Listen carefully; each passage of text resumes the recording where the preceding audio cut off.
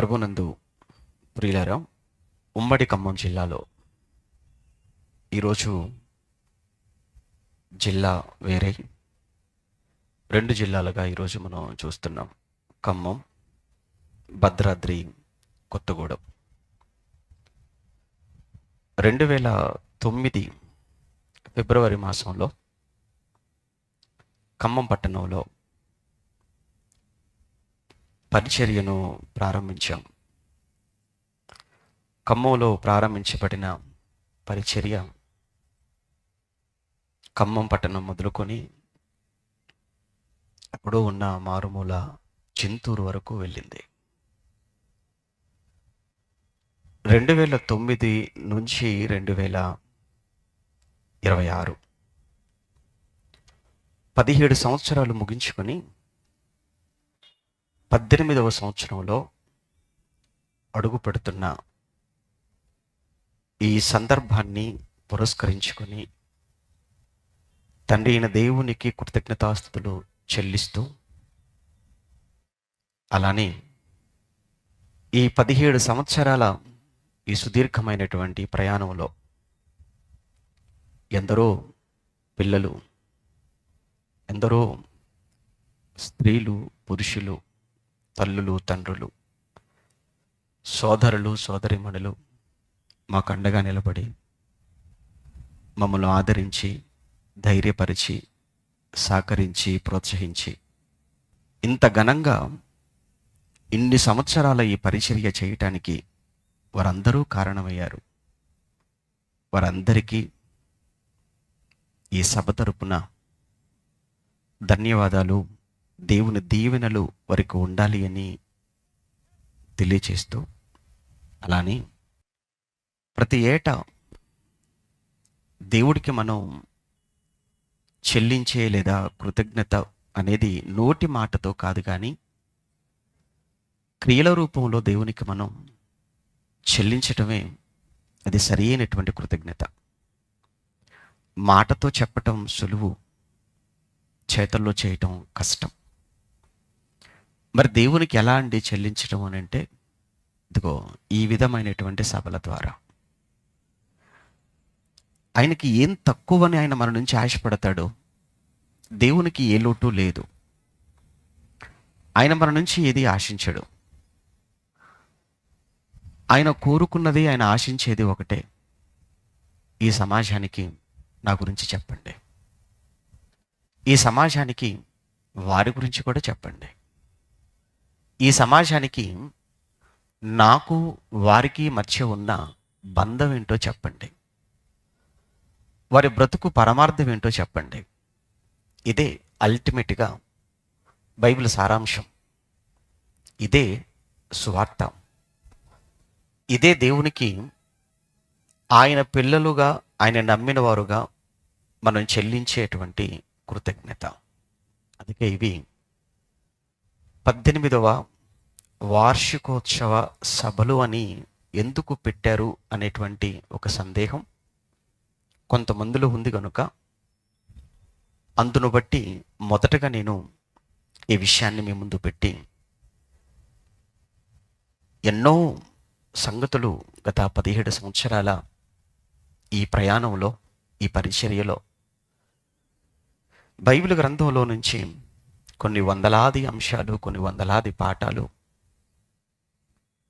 ఈ ప్రాంతంలో ఉన్న పిల్లలకు, నేను మాత్రమే కాక అనేక మంది దైవజనులు నువ్వు పిలిపించి వారందరి ద్వారా ఆత్మీయంగా బలపరచడం వీళ్ళు అనేక మందికి తెలుసు. ఈ సంవత్సరం ఈ 4 రోజుల సభలకు కూడా ఒక ప్రత్యేకమైనటువంటి అంశం. అది కూడా ఎందుకు ఫిబ్రవరిలోనంటే, 2009లో ఫిబ్రవరిలోనే ప్రారంభించాం. బైబిల్ పరిశోధన తరగతులు అని, బైబిల్ పరిశోధన సదస్సు అని 2009 ఫిబ్రవరిలో ప్రారంభించాం. గత సంవత్సరం ఫిబ్రవరి మాసంలో ఇదే స్థలంలో చావే సమస్యకు పరిష్కారమా అనే ఒక సామాజిక అంశం, సమాజంలో నానాటికి పెరిగిపోతున్న బలవన్మరణాలు, నానాటికి పెరిగిపోతున్న ఆత్మహత్యలు, వీటిని అడ్డుకోవటానికి, వీటిని అరికట్టడానికి ప్రభుత్వాలు ఎన్ని ప్రయత్నాలు చేస్తున్నా వాటిని మాత్రం అరికట్టలేకపోతున్నారు, ఆపలేకపోతున్నారు. మరి ఈ పరిస్థితుల్లో క్రైస్తవులుగా మనం ఏం చేయలేమా? మనకు లేదా సామాజిక స్పృహ, మనకు లేదా సామాజిక బాధ్యత? మనకు ఉంది.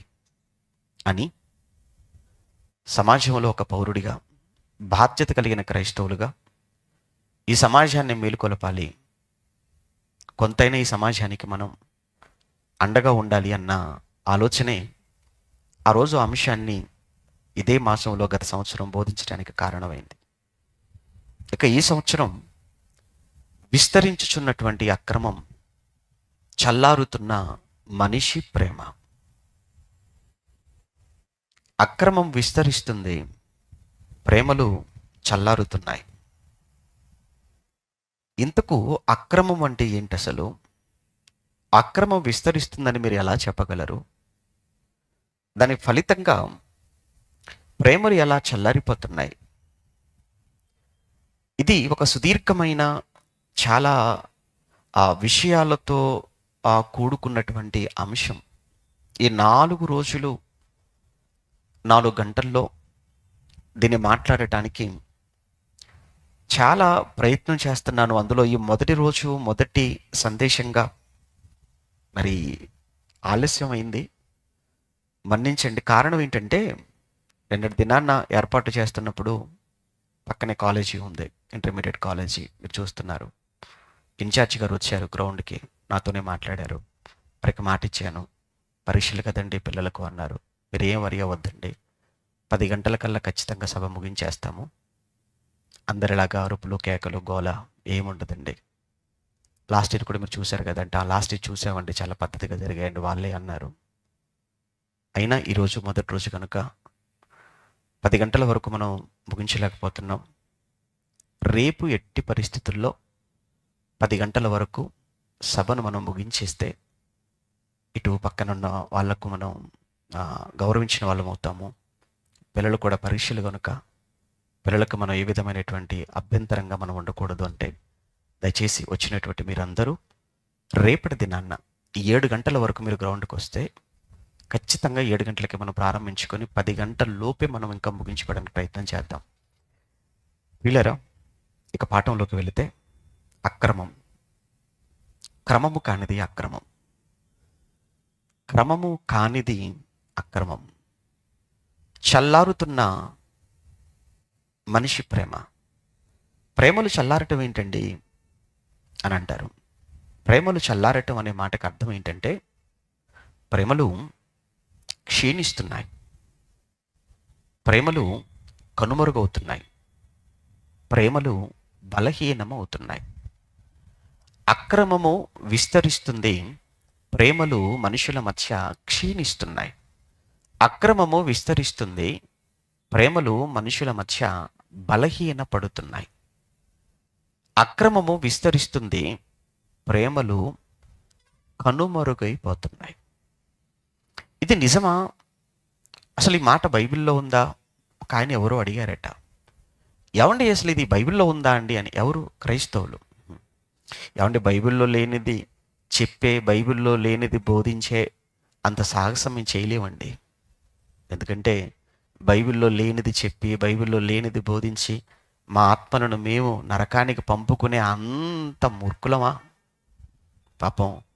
అంటే బైబిల్లో ఉన్న చిన్న చిన్ని విషయాలపై కూడా అవగాహన లేకుండా ఉన్నారా మన ఆత్మీయులు అని ఒక బాధ వేస్తుంటుంది. ఈ మాట ఎవరో పలికిన మాట, ఎక్కడో మూలన ఉన్న మాట కూడా కాదు కదండి బైబిల్లో. స్వయాన మన రక్షకుడు, మనం నమ్మిన ప్రభు పలికిన మాట అండి. ఆయన నోట నుంచి వచ్చినటువంటి ఒక హెచ్చరిక, ఆయన నోట వచ్చిన ఒక వార్నింగ్ అండి ఈ సమాజానికి.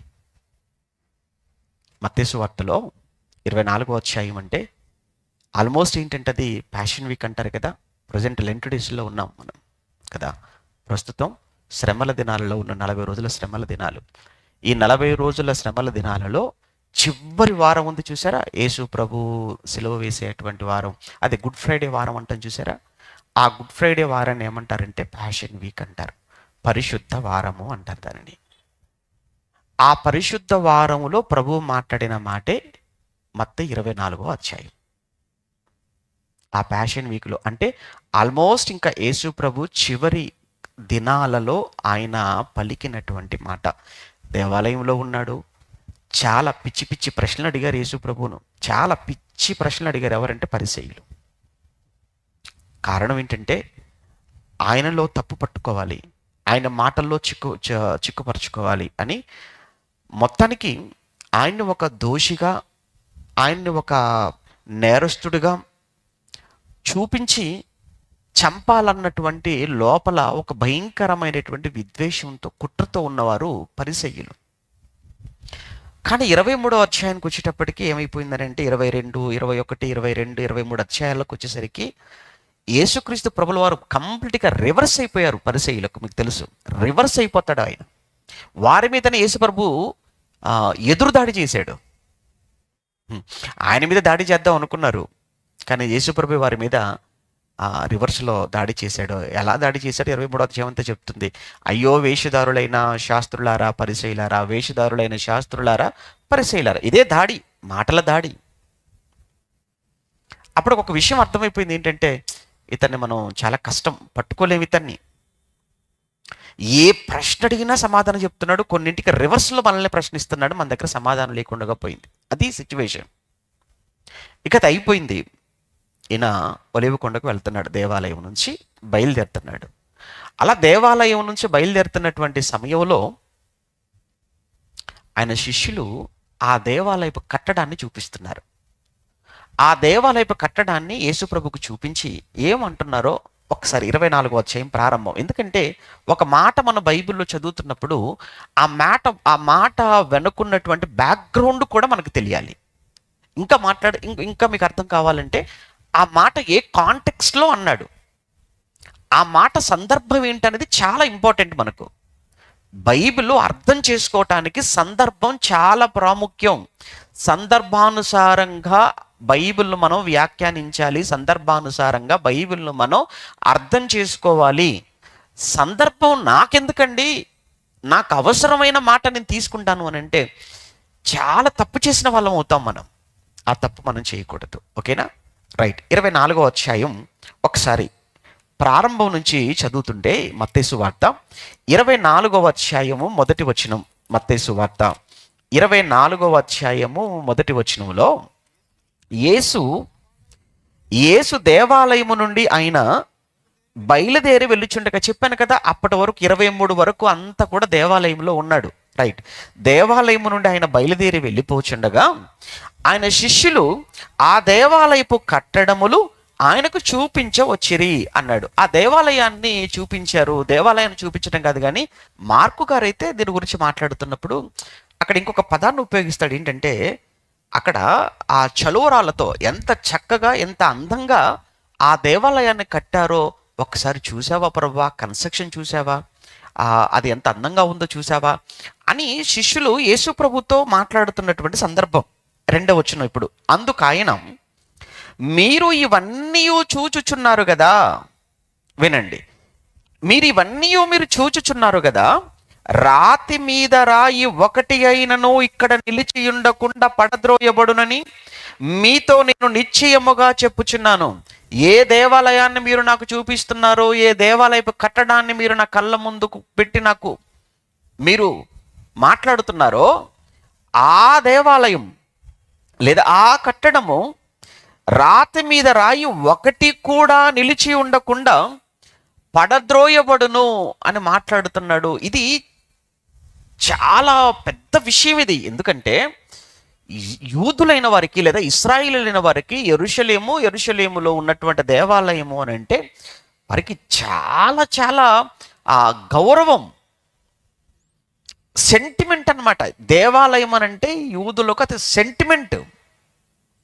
అలాంటిది దేవాలయం ఎంత బాగా కట్టబడిందో చూడు ప్రభు అని అంటే, మీరు చూస్తున్నటువంటి ఈ దేవాలయం రాతి మీద రాయి ఒకటైనను నిలిచి ఉండకుండా పడద్రోయబడునని మీతో నేను నిశ్చయముగా చెప్పుచున్నాను అన్నగానే అపోస్తలులు అందరూ కూడా యూదులే కదా, వారు కూడా అంత షాక్ అయి చూస్తున్నారు.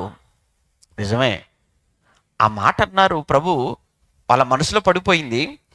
వెళుతున్నారు, ఈలోపు ఒలీవల కొండ, ఆ కొండ మీద కూర్చున్నారు.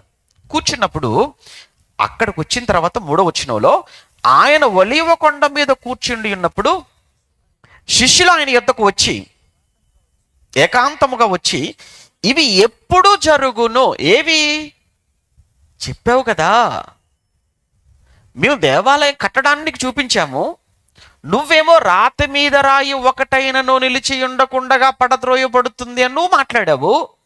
ఇంతకీ ఇది ఎప్పుడు జరుగుతుంది అనేది మొదటి ప్రశ్న. రెండో ప్రశ్న ఏంటంటే, అందులో నీ రాకడకును ఈ యుగ సమాప్తికిని సూచనలు ఏమిటి అనేది రెండో ప్రశ్న. మొత్తానికి ఇక్కడ 2 ప్రశ్నలు ఆయన ముందు పెట్టారు. ఆ రెండింటికి ఆయన సమాధానం చెప్తున్నాడు. అలా ఆయన ఆ సమాధానం చెబుతున్నటువంటి ఆ క్రమములో మీరు 6 నుంచి లేదా 4 నుంచి మీరు చదువుతున్నప్పుడు సుమారు ఒక 6 గుర్తులు చెప్తాడు.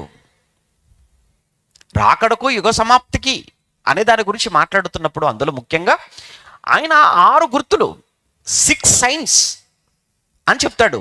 అంటే ఆ రాకడకు ముందు ఇగో ఇవి జరుగుతాయి, మొదటిది 2, 3 ఇలా మాట్లాడుతున్నాడు.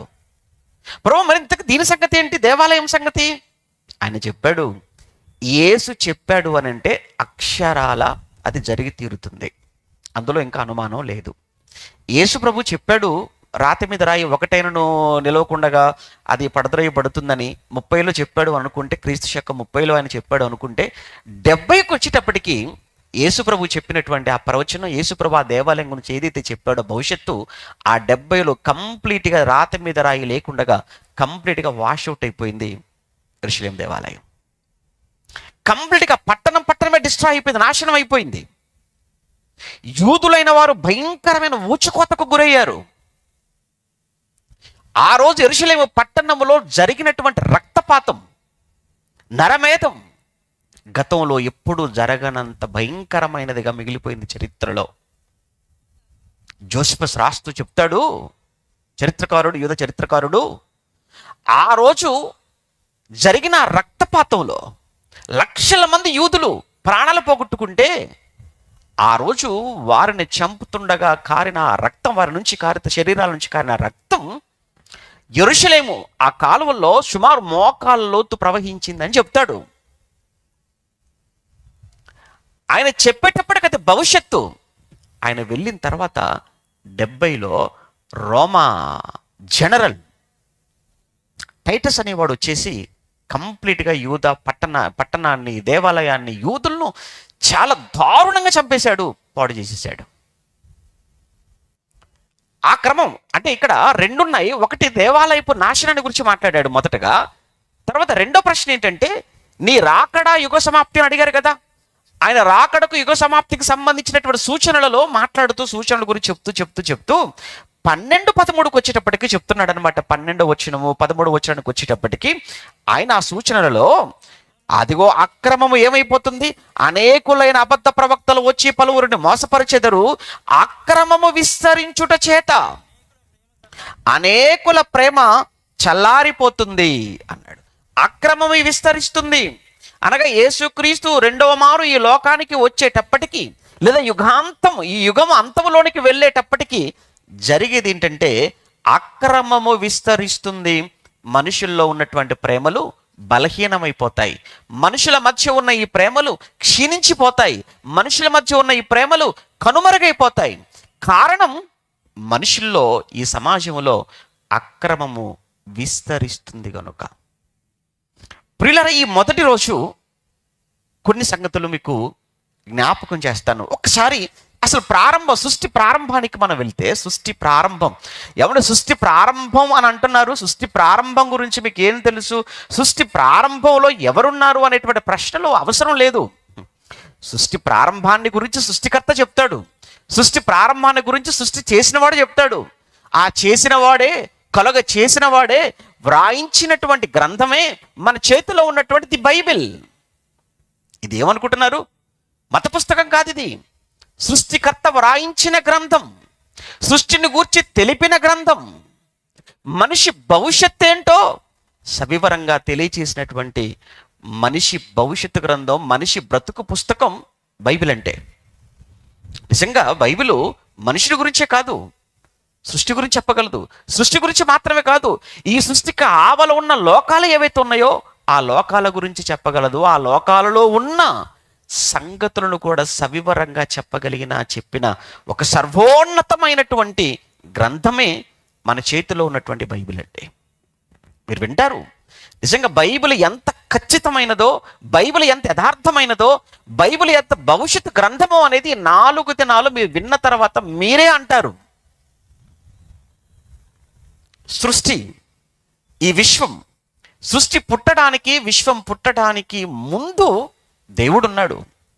ఆయన దేవుడు సృష్టిలో భాగం కాదు, సృష్టికి ఆవల ఉన్నవాడు దేవుడు. నా మాట మీరు బాగా అర్థం చేసుకోవాలి. సృష్టిలో ఒకడు కాదు దేవుడు, సృష్టికి బయట ఉన్నవాడు దేవుడు, సృష్టికి ఆవల ఉన్నవాడు దేవుడు. ఆయన సృష్టికి బయట ఉంటేనే సృష్టిని చేయగలడు. ఆయన సృష్టికి బయట ఉండి ఈ సృష్టిని కలుగ చేసిన వాడు. అందుకు ఆయన ఈ సృష్టిని కలుగ చేశాడు కనుక ఆయన ఏమన్నాము అనంటే సృష్టికర్త. అడుగుతున్నాను, సృష్టికర్త లేదా దేవుడా, ఎందుకయ్యా ఈ సృష్టిని చేశావు అని అంటే ఆయన నుంచి వచ్చే ఒక సమాధానం ఏంటంటే ప్రేమ అంటాడు, లవ్ అంటాడు. ఇటు ప్రేమనా? సృష్టిని కలుగ చేయటం వెనక ఏముందయ్యా అంటే ఎందుకు కలుగ చేశావంటే ప్రేమ అని అంటున్నాడు. నిజంగా ప్రేమ చేత దేవుడు దీన్ని కలుగ చేశాడా? ప్రేమ చేత దేవుడు విశ్వాన్ని చేశాడా అంటే అవును. తర్వాత మాట, ఇంతకీ ఎవరి మీద ప్రేమయ్యా? సృష్టి మీద ప్రేమనా? లేదు లేదు లేదు, సృష్టి మీద ప్రేమ కాదు, ఈ సృష్టిలోనికి రాబోతున్న ఇదిగో మీ మీద నాకున్న ప్రేమ. అంటే మనిషి మీద తనకున్న ప్రేమను దేవుడు వెల్లడిపరచటానికి, వ్యక్తపరచటానికి ఆయన ముందుగా చేసినదే ఈ బ్రహ్మాండం లేదా ఈ యూనివర్స్ లేదా ఈ విశ్వం. అందుకే బైబిల్ చెప్పింది, సైన్స్ తర్వాత ముందు బైబిల్ చెప్పిన విషయం ఏంటంటే దేవుడు ముందు సృష్టిని చేశాడు, ఆ తర్వాత సృష్టిలో మనిషిని చేశాడు. ముందు సృష్టికి జన్మనిచ్చాడు, ఆ తర్వాత సృష్టిలో మనిషికి జన్మనిచ్చాడు. విచిత్రం ఏంటంటే అసలు మనిషిని ఎక్కడ కూడా ఆయన అడిగింది లేదు. మరి మనిషిని అడగకుండగానే మనిషికి అవసరమైన, మనిషికి అనువుగా ఉన్న ఇంత సృష్టిని ఎలా అయ్యా నువ్వు చేసావు? అదే చెప్తున్నాను కదా, నీకేం కావాలో నువ్వు నన్ను అడగటం ఏంటి? నీకు ఏం అవసరమో నువ్వు నాకు చెబితే తప్ప తెలుసుకోలేను అంత బలహీనున్నా నేను. ప్రియులారా, సృష్టిని చేయటంలో దేవుడు తన ప్రేమను, ఇదే సృష్టిలో మనిషిని చేయటంలో కూడా దేవుడు తన ప్రేమను వ్యక్తపరిచాడు, తన ప్రేమను పెట్టాడు. చివరికి ఏం ఆశించావు మనిషి నుంచి అని అంటే, నేను ఏ ప్రేమతో నేను సృష్టిని చేశానో, ఏ ప్రేమతో మిమ్ముల్ని చేశానో అదే ప్రేమ మీలో కూడా ఉండాలి, అదే ప్రేమ నేను మీలో కూడా చూడాలి. బాగా దేవుడు సృష్టిని చేయడానికి ఆయనలో ప్రేమ కారణమైంది. అలానే ఆ సృష్టిలో మనిషికి జన్మనివ్వడానికి ప్రేమ కారణమైంది. అదే దేవుడు అన్నాడు, నాలో ఉన్న ఆ ప్రేమ మీలో ఉండాలి. అందుకే ఎవరి స్వరూపాన్ని ఇచ్చానో తెలుసా? నేను మీకు నా స్వరూపమే మీకు ఇచ్చాను. అందుకే మనిషి దగ్గరికి వచ్చేటప్పటికి మీరు చూడండి, ఆయన మన స్వరూపమందు అన్న పదాన్ని ఉపయోగిస్తాడు. ఆదికాండము 1వ అధ్యాయం మీరు 26వ వచనాన్ని మీరు చదువుతున్నప్పుడు, ఆదికాండం 1వ అధ్యాయం 26 వచనాన్ని ఆ ఒక వచనం త్వరగా చదువుకుందాం. 1వ అధ్యాయం 26వ వచనం, దేవుడు మన స్వరూపమందు మన పోలిక చొప్పున నరులను చేయుదుము, మన స్వరూపములో మన పోలికలో నరులను చేయుదుము. ఇంతకు దేవుణ్ణి అడిగితే ఏంటయ్యా మీ స్వరూపం మనిషికి ఇచ్చావా? అవును, నా స్వరూపమే నేను మీకు ఇచ్చాను. అప్పుడు మరలా నేను అడుగుతాను దేవుణ్ణి, ఇంతకు నీ స్వరూపం ఏంటి? మరలా అడుగుతాను, మీ స్వరూపం మాకు ఇచ్చావని నువ్వు అన్నావు కదా, ఇంతకు మీ స్వరూపం ఏంటి అని ఆయన అడిగితే ఆయన చెప్పిన సమాధానం ఏంటో తెలుసా? నా స్వరూపం ప్రేమ. నా స్వరూపం ప్రేమ. ఎక్కడ? యోహాను మొదటి పత్రిక నా 8వ అధ్యాయం, మొదటి యోహాను పత్రిక 4వ అధ్యాయం. యోహాను మొదటి పత్రిక 4వ అధ్యాయం 8వ వచనం చూడండి. యోహాను మొదటి పత్రిక 4వ అధ్యాయము 8వ వచనంలో దేవుడు ప్రేమ స్వరూపి. ఆ మాట చూడండి, దేవుడు ప్రేమ స్వరూపి అన్నాడు. అంటే దేవుని యొక్క స్వరూపం ప్రేమ. ప్రియులారా, దేవుడంటే ప్రేమ అయినప్పుడు ఆ ప్రేమ అయిన ఆ దేవుడు ప్రేమతో ఈ సృష్టిని చేశాడు. ప్రేమ అయి ఉన్న ఆ దేవుడు ఆ సృష్టిలో మనిషికి జన్మనిచ్చాడు. ప్రేమ అయి ఉన్న ఆ దేవుడు తను జన్మనిచ్చినటువంటి ఆ మనిషిలో ప్రేమను పెట్టాడు. ఆ ప్రేమ అప్పుడు మరలా, అయ్యా ప్రేమను పెట్టామన్నావు, ప్రేమ స్వరూపాన్ని మనిషికి ఇచ్చానన్నావు, బాగుంది. మరి మీరు ఇచ్చినటువంటి మనుషులకు మీరు ఇచ్చినటువంటి ప్రేమ స్వరూపం అది వారితోనే ఉండాలా, లేదా ఆ ప్రేమ స్వరూపం అనేది వ్యాపించాలి? ఆ ప్రేమ స్వరూపం ఒకరి నుంచి ఒకరికి ఈ ప్రేమ స్వరూపం విస్తరించాలని మీరు ఆశపడ్డారా అని అడిగితే ఆయన అంటున్న మాట ఏంటంటే 28వ వచనంలో, అదే ఆదికాండం 1వ అధ్యాయం 28వ వచనానికి వచ్చేటప్పటికి మీరు చూస్తుంటే అక్కడ ఆయన ఏమన్నాడు చూడండి. 28లో దేవుడు వారిని ఆశీర్వదించెను. ఎట్లనగా మీరు ఫలించండి, మీరు అభివృద్ధి పొందండి. అంటే అర్థం ఏంటి? మీరు ఫలించాలి, మీరు అభివృద్ధి పొందాలి, మీరు విస్తరించి, ఆ పదం చూడండి, మీరు విస్తరించాలి. అంటే నా స్వరూపములో చేయబడిన మీరు విస్తరించాలి. అంటే దాని అర్థం ఏంటి? ఆ మాటల్లో ఉన్న భావం ఏంటి అని అంటే, నేను ఏ ప్రేమ నేను మీలో పెట్టానో, ఏ ప్రేమ స్వరూపం నేను మీకు ఇచ్చానో, అదే ప్రేమలో అదే ప్రేమ స్వరూపాన్ని మీరేం చేయాలి? మీరు విస్తరింప చేయాలి. కానీ పోయింది ప్రేమ స్వరూపం. ప్రేమ పోయింది, ప్రేమ మాయమైపోయింది, ప్రేమ కనుమరుగైపోయింది, ప్రేమ క్షీణించిపోయింది. ప్రేమను చల్లార్చేశారు, ప్రేమను చంపేశారు. ఎవరండి ప్రేమను చంపింది? వచ్చాడండి ప్రేమతో ఉన్నటువంటి దంపతుల మధ్యకు, ప్రేమ స్వరూపంలో ఉన్న దంపతుల మధ్యకు ఒకడు ప్రవేశించాడు. అప్పటి వరకు వారి మధ్య ఉన్నది ప్రేమ, కానీ ఈ ప్రేమను తుంచేయాలి, ఈ ప్రేమను చంపేయాలి, ఈ ప్రేమలో నుంచి వారిని బయటకు తీసేయాలి అని ఒక పగవాడు వాడు చేసిన ప్రయత్నం. ఈరోజు కూడా మీరు చూడండి, ప్రేమగా ఉన్న వారి మధ్య విషం అంటే విషపు మాటలు. ఎప్పుడైతే ఒక వ్యక్తితో మీరు ప్రేమగా ఉంటున్నారని తెలిసిందో, ప్రేమతో ఉంటున్న ఈ భార్యాభర్తల మధ్య కానీ, ప్రేమతో ఉన్న అన్నదమ్ముల మధ్య కానీ, ప్రేమతో కలిసి మెలిసి ఉంటున్న సంఘంలో కానీ, సహవాసంలో కానీ కొన్ని విషపు మాటలు. ఎందుకు వచ్చాయి విషపు మాటలు? మీ మధ్య ఉన్న ప్రేమను చంపడానికి, మీ మధ్య ఉన్న ప్రేమను కనుమరుగు చేయటానికి, మీలో ఉన్నటువంటి ఆ ప్రేమను క్షీణింప చేయటానికి, చివరికి మీ మధ్య ప్రేమలు లేకుండగా మీరు మీరు మీరు మీరు ఒకరినొకరు కలహపడి, ఒకరికొకరు పగలతో కక్షలతో మీరు ఒకరినొకరు వేరే దూరమైపోతుంటే చూసి ఆనందించాలనుకున్నటువంటి అపవాది సంతానం ఒకటి ఉంది. ఆ రోజు కూడా ప్రేమతో ఉన్నటువంటి ఏదెను వనములో, ప్రేమతో ఉన్న భార్యాభర్తల మధ్యకు ఎలానైనా కానీ వేరు చేసేయాలి, ప్రేమను చల్లార్చాలి, ఆ ప్రేమ స్వరూపాన్ని పోగొట్టాలి, మార్చేయాలి అని మాయగాడు ప్రవేశించాడు. అదే కదా, దేవుని మాటకు వ్యతిరేకమైన మాట మాట్లాడాడు. అదే కదండి. ఏంటి అక్రమం? అక్రమం ఏంటంటే క్రమము కానిది ఏమవుతుంది? అక్రమం.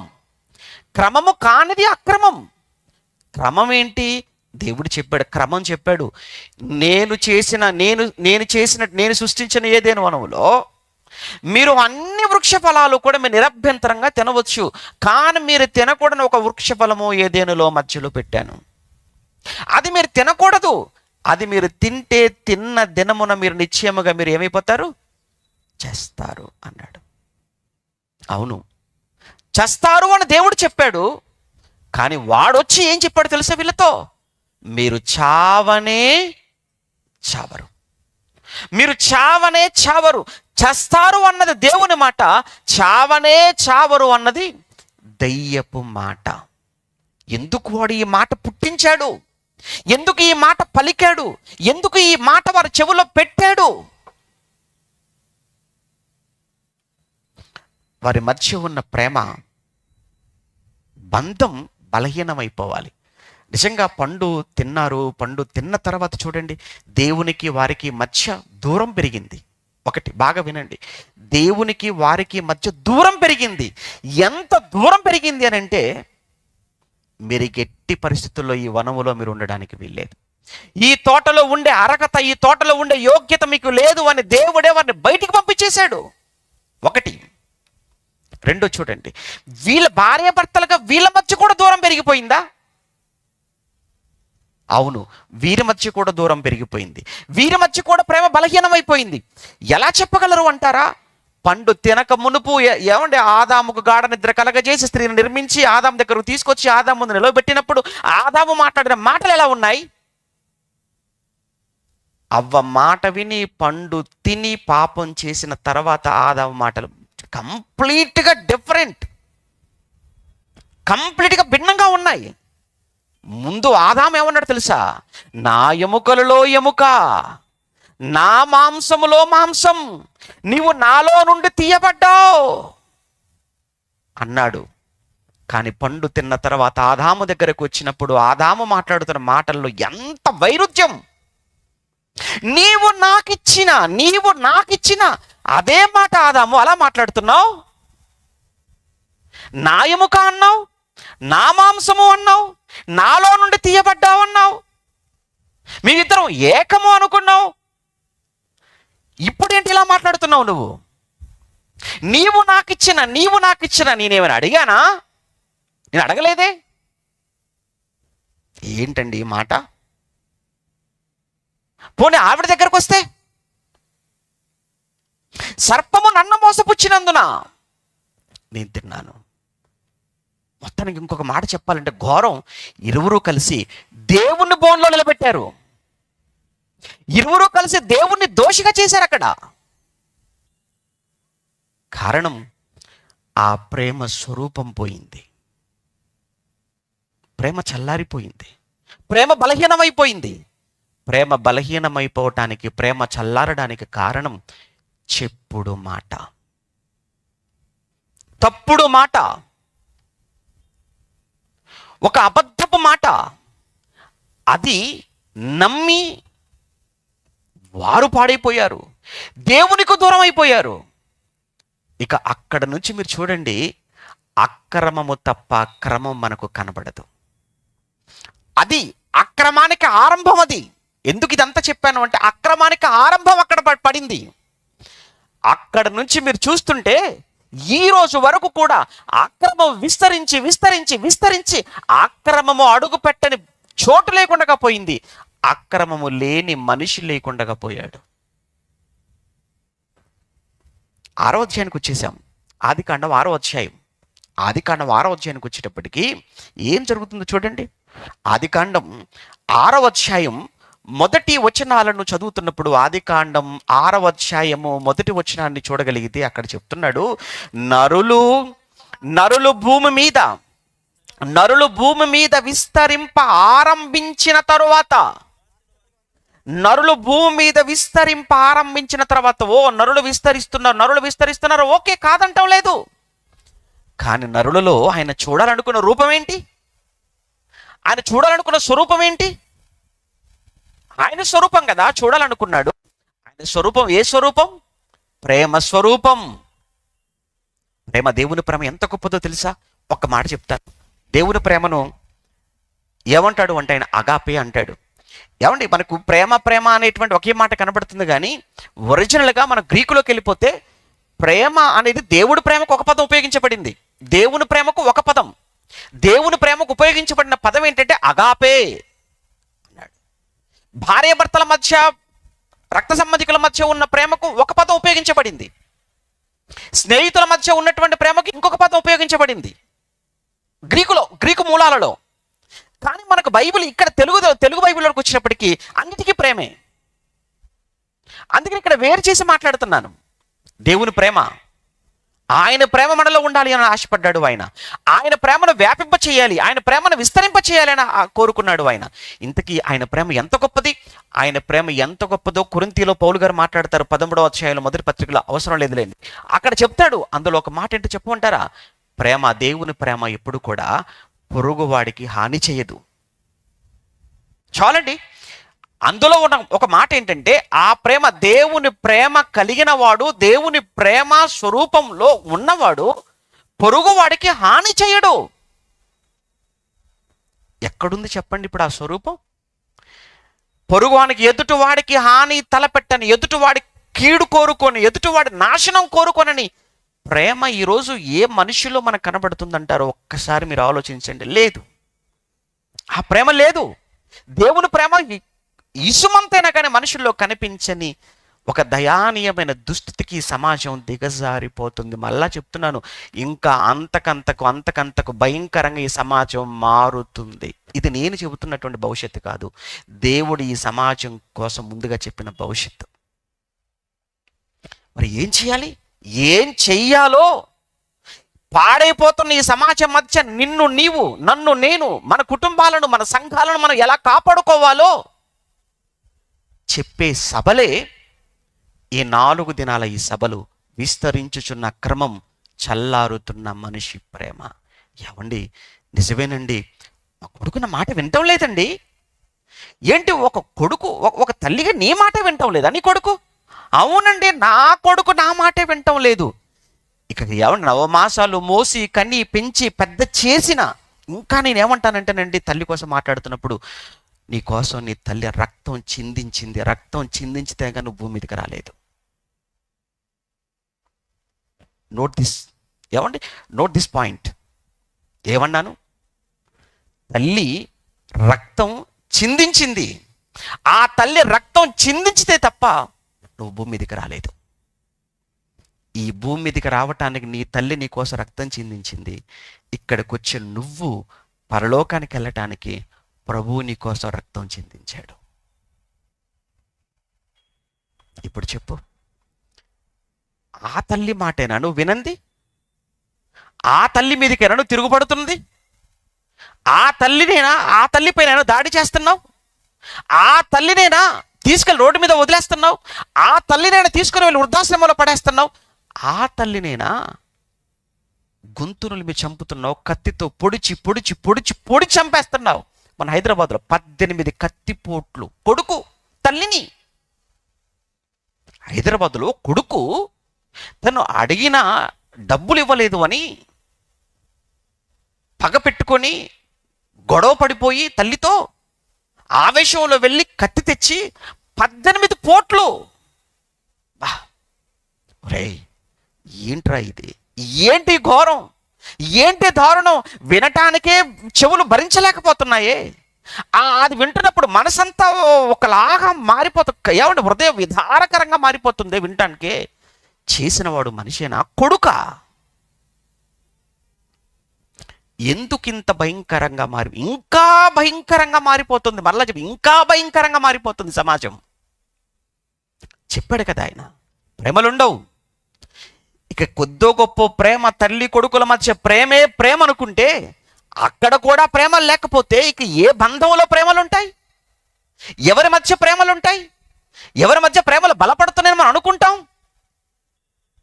అందుకేనండి, ఏమంటే దయచేసి ఇవి క్రైస్తవ సభలుగా అనుకోకూడదు. క్రైస్తవులు మాత్రమే వెళ్ళవలసిన సభలు అని దయచేసి అనుకొని మీరు మీ కుటుంబాలను దయచేసి మీరు పాడు చేసుకోకండి. అందుకే అన్నాం, మతభేదం లేదు, ప్రాంతీయ భేదం లేదు, సంఘ భేదం అస్సలు లేదు. మా సంఘానికి రమ్మని చెప్పడానికో, మా సంఘాన్ని డెవలప్ చేసుకోవడానికో పెడుతున్న సభలు కదా. మళ్ళీ చెప్తున్నాను, మా సంఘానికి రమ్మని చెప్పడానికో లేదా మా సంఘం సంఖ్య పెంచుకోవడానికో ఏర్పాటు చేసిన సభలు కానే కావు. మిమ్మల్ని సత్యములో స్థిరపరచడానికి, ఆత్మీయంగా మిమ్మల్ని వృద్ధి చెందించడానికి. పాడైపోతున్న ఈ భయంకరమైన సమాజంలో మిమ్మల్ని మీరు ఎలా కాపాడుకోవాలో మీకు తెలియచేయటానికి మాత్రమే ఈ సభలు. దయచేసి ఇక్కడికి వచ్చేసరికి 6వ అధ్యాయానికి వచ్చేటప్పటికి, అది కానీ 6వ అధ్యాయానికి వచ్చేటప్పటికి చూడండి, ముగించేస్తాను, 5 నిమిషాలు ముగించేస్తాను. అయ్యండి 6వ అధ్యాయంలో నరులు భూమి మీద విస్తరింప ఆరంభించిన తర్వాత కుమార్తెలు వారికి పుట్టినప్పుడు అని మాట్లాడుతూ ఈ విషయం అంతా కూడా చెబుతూ చివరికి వచ్చేటప్పటికి ఏమన్నాడు తెలుసా అండి? 5వ వచనంలో నరుల చెడుతనము భూమి మీద గొప్పది, వారి హృదయం యొక్క తలంపులలోని ఊహ అంతయు ఎల్లప్పుడూ కేవలము చెడ్డది అని యెహోవా చూచి తాను భూమి మీద నరులను చేసినందుకు దేవుడు సంతాపపడ్డాడట. ఎందుకు సంతాపం? నరులను చేసినందుకు. ఎందుకు సంతాపం? నరులను మాత్రమే చేశాడా ఈ సృష్టిలో? నరులను మాత్రమే చేశాడా ఈ ప్రకృతిలో? కాదే. 84 లక్షల జీవరాశులు అని చెప్తున్నారే. ఈ సృష్టిలో మనిషితో పాటు 84 లక్షల జీవరాశులు ఉండగా 84 లక్షల జీవరాశులలో ఏ ఒక్క జీవరాశి వలన దేవునికి కలుగని బాధట తన స్వరూపమందు తన పోలికలో చెయ్యబడిన మనిషి వలన కలిగిందా? ఎంత విడ్డూరంగా ఉంది కదా, ఎంత సిగ్గుకరంగా కూడా ఉంది కదా మనకు. మరి అంతే. ఎందుకు? ఏంటి ఈ జంతువులన్నింటిలో, పక్షులన్నింటిలో దేని వలన దేవునికి కలుగనటువంటి బాధ మనిషి వల్లనే కలిగింది అని అంటే, వాటిని కలగజేసినందుకు దేవుడు బాధపడలేదు, కానీ మనిషిని చేసినందుకే దేవుడు బాధపడ్డాడు అని అంటే, అంత బాధ పెట్టాడా మనిషి దేవుణ్ణి? అవును. మరి ఏంటయ్యా అంటే, మనిషి కంటే కూడా ఏవి బాగున్నాయని మనకు అర్థమవుతుంది. అయితే మనిషి కంటే కూడా పక్షులు బాగున్నాయి, మనిషి కంటే జంతువులు బాగున్నాయి, మనిషి కంటే సముద్రాల్లో జలచరాలు బాగున్నాయి, మనిషి కంటే సృష్టిలో అన్నీ బాగున్నాయి. ఒక్క మాట చెప్పి ముగించేస్తాను. అన్నీ బాగున్నాయని, నిజంగా మనిషి కంటే సృష్టిలో అన్ని జంతువులు అన్ని జీవరాశులు బాగున్నాయని మీరు ఎలా అండి చెప్పగలరు అని అంటే, మీకు తెలిసిందే ఒక ఎగ్జాంపుల్ చెప్తాను. ఒక కాకి చనిపోయింది అనుకోండి, కాకి చనిపోవాల్సిన పని లేదండి. కాకి ఏమంటారు, ఆ రెక్క ఊడిపోయో లేకపోతే దానికి ఏదో కరెంట్ షాక్ తగులో కింద పడిపోతే మిగతా కాకులు మాకెందుకులే అనుకుని పోవండి. మిగతా కాకులన్నీ కూడా ఆ కాకి చుట్టూ చేరిపోయి అవి చేసేటువంటి హడావుడి, గోల, అరుపులు, కేకలు చూస్తుంటే మనకే బాధేస్తుంటుంది. కాకి, ఒక కోతి, మీకు తెలిసిందే చెప్తున్నాను. ఇంకొక చెప్పనా, ఒక కాకి మరో కాకి మీద దాడి చేయటం జరగదు. ఒక కోతి మరో కోతి మీద దాడి చేసి చంపటం మనకు తెలియదు, దోచుకోవటం తెలియదు. ఏ జంతువు కూడా తన స్వజాతి జంతువు మీద దాడులు, చంపడాలు ఎక్కడ కనబడవు. స్వజాతి నాశనం అనేది ఎందులో కూడా లేదు, ఏ జాతిలో కూడా లేదు. స్వజాతి నాశనం అంటూ ఉందంటది కేవలం మానవ జాతిలోనే ఉంది. మనిషిని మీద దాడి చేస్తాడు, మనిషిని చంపుతాడు, మనిషిని వేటాడతాడు. కానీ ఒక కుక్క మరో కుక్కను వేటాడి చంపడం, ఒక పశువు మరో పశువును వేటాడి చంపటం, ఒక సింహం మరో సింహాన్ని వేటాడి చంపటం, ఒక పులి, అది క్రూర జంతువే కావచ్చు, కానీ తన జాతి పులిని మాత్రం అది వేటాడి చంపదు. ఇది ఎక్కడ నీతి అండి నిజంగా? ఏంటి జంతువుల్లో ఉన్న నీతి, పక్షుల్లో ఉన్న నీతి, పురుగుల్లో ఉన్న నీతి, సృష్టిలో అన్నిటికంటే గొప్పవారని చెప్పుకుంటున్న దేవుని స్వరూపం అని చెప్పుకుంటున్న మనిషిలో లేకుండా పోయింది ఏంటండి దరిద్రం, ఏంటి దారుణం? మానవ జాతి సిగ్గుపడాలి కదా, ఈ విషయంలో. ఇటు నాకంటే కాకుల, నాకంటే పావురాల, నాకంటే పక్షుల, నాకంటే నిజంగా ఈ జంతువులు బాగున్నాయా? అవును, నిజం. ఏం చేద్దాం? రండి అనంటే సభలకు, మా సంఘం కాదు, మా మతం కాదు. ఏం చేద్దాం? మనిషి కాదా? నేను మనిషిని కాదా? నువ్వు మనిషివి కాదా? మనమంతా మనుషులం కాదా? మరలా ఇవన్నీ ఎందుకు భేదాలు? ఎందుకు ఈ డిఫరెన్షియేషన్? ఎందుకు ఇవన్నీ కూడా? ఇవన్నీ పెట్టుకొని ఎంతవరకు మన హద్దులు గీసుకుందాం? ఎంతవరకు ఈ బౌండరీలో ఉండిపోదాం మనం? ప్లీజ్, నా ఆవేదనలో ఉన్న ఆంతర్యాన్ని అర్థం చేసుకోండి దయచేసి. అబద్ధం మీరు వినాలి ఖచ్చితంగా.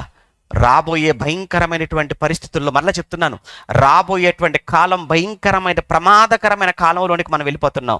ఆ భయంకరమైన ప్రమాద కాలంలో మీరు మీ కుటుంబాలు చల్లగా ఉండాలని అనుకుంటే, భార్యాభర్తలుగా మీ మధ్య ప్రేమలు, అన్నదమ్ములుగా మీ మధ్య ప్రేమలు, మొత్తంగా కుటుంబాలుగా మీ మధ్య ప్రేమలు, సంఘాలుగా మీ మధ్య ప్రేమలు చల్లారిపోకూడదు అని అనుకుంటే, ఆ ప్రేమలు బలపడాలని కోరుకుంటే, ఖచ్చితంగా అలా కోరుకునే వాళ్ళు తప్పనిసరిగా రాబోయే 3 దినాలు మీరు రండి, మీరు చాలా ఆనందపడతారు.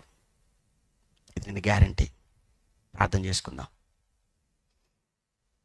ప్రేమగల తండ్రి పరిశుద్ధుడా, ఈ మొదటి రోజు సభలో మీదైనటువంటి జ్ఞానాన్ని, మీవైనటువంటి సంగతులు మీ పిల్లల ముందు పరిచాను.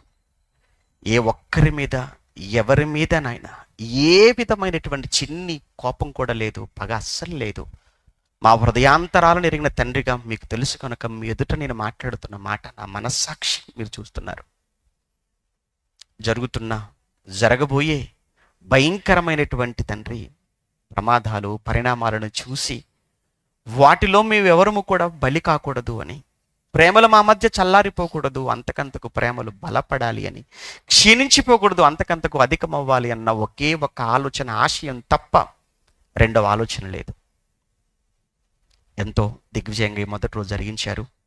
రాబోయే 3 దినాలు కూడా మీ చేతులకు అప్పగిస్తున్నాం. ఇంకా అనేక మంది మీ పిల్లలు రావాలి, ఈ మాటలు వినాలి, వారిని వారు కాపాడుకుంటూ వారి చుట్టూ ఉన్న సమాజాన్ని కూడా కాపాడగలగాలి.